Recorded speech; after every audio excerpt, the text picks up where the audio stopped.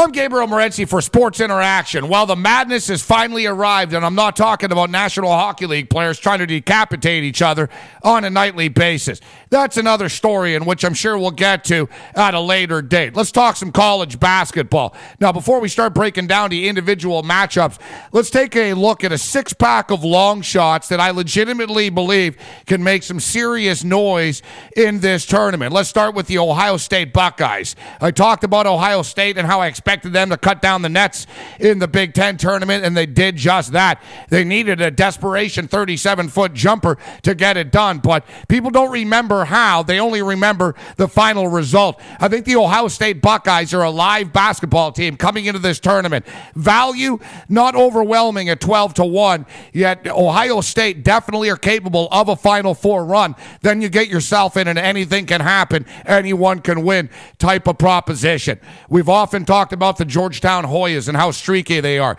Yeah, they fell short against West Virginia in the Big East Conference Championship finale, but it is what it is, and what we have here are the Georgetown Hoyas peaking at the right time of the year. You look at Georgetown's bracket, and things fall into place relatively favorably for the Hoyas. I think Georgetown at 25-1, listed at Sports Interaction, worth a definite look. The Baylor Bears. Baylor's a team nobody wants to dance with right now, especially the Texas Longhorns. We'll get to Texas in a moment or two. You look at the Baylor Bears, they're athletic. The problem is, like a lot of college basketball teams, they don't hit free throws. And if they find themselves in a close basketball game, they could be in tough. But we're looking at long shots and value, and Baylor at 30-1, definitely worth a shot. Speaking of hitting free throws, the Wisconsin Badgers, well, they do just that. Coach Bo Ryan has one of the most disciplined teams in all of college basketball, and I always like a disciplined team come tournament time. They won't be fazed by the bright lights of Gus Johnson yelling courtside.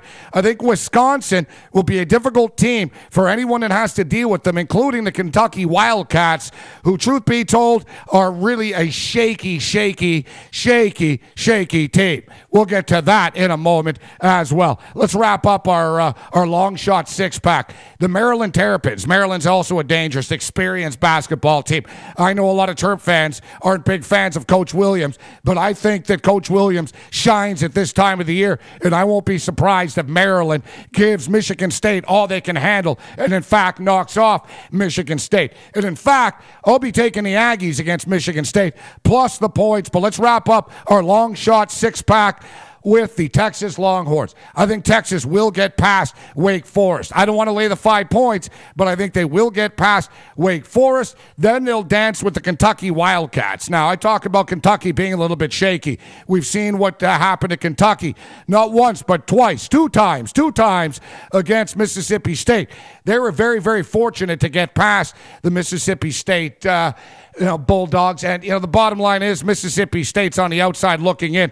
They're going knitting. Kentucky moves on. I think Kentucky will be skating on thin ice for this entire tournament. Will they get to the Final Four? Probably, but it won't be easy. I think the Texas Longhorns at 80-1. And we're talking about a team that was ranked number 1 as recently as about, 6-7 weeks ago. Texas Longhorns at 80-1 will be a team that I'll be keeping my eye on. Let's take a look at some of these early matchups. The Notre Dame Fighting Irish, very impressive end to the season. They get Heron Goody back, and now they're playing defense.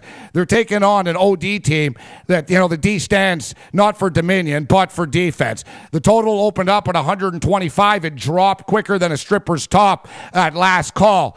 Ultimately, I don't care how low the number goes. I think this basketball game will be a low-scoring basketball game. I like Notre Dame to move on in a 55-53 style game in which Gus Johnson might have a heart attack sitting courtside.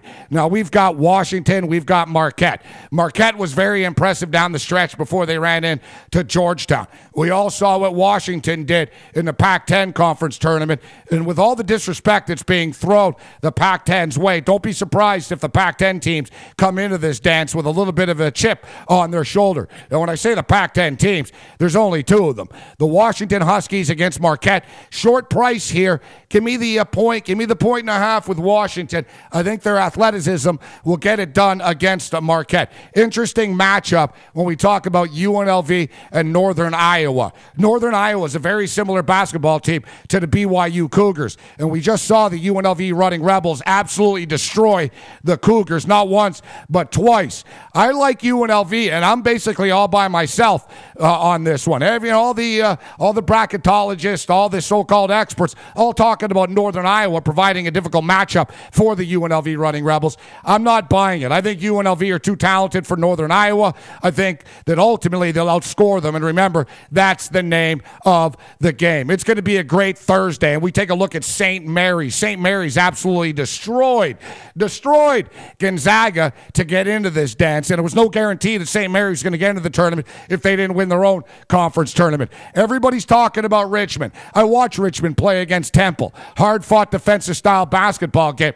I like the athleticism of St. Mary's. I like their veteran presence. I understand Richmond's a well-coached team, and I understand Richmond plays defense. But once again, I'm going to throw out the East Coast bias, and I'm going to lay it down with the West Coast Gales and St. Mary's. And we wrap it up on the West Coast as well. San Diego State. San Diego State, the Aztecs, coached by my boy Steve Fisher, who, of course, led the Michigan Wolverines to a national championship, not with Chris Webber and company, but with Glenn Rice and Loy Vaught and all those guys. Remember them? Steve Fisher does. Steve Fisher's put together a hell of a program in San Diego. The Aztecs and the Vols. This is going to be a great basketball game in which I'm going to have to take the points.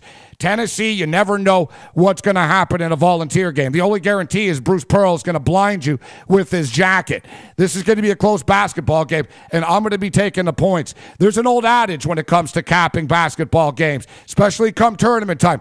Respect the lines maker. And I'm going to be taking a look at a lot of underdogs as we dance our way through, all the way through to the Final Four. Don't forget about all that live betting and all that other crazy stuff that goes on with the tournament. I'm Gabriel Morency for Sports Interaction.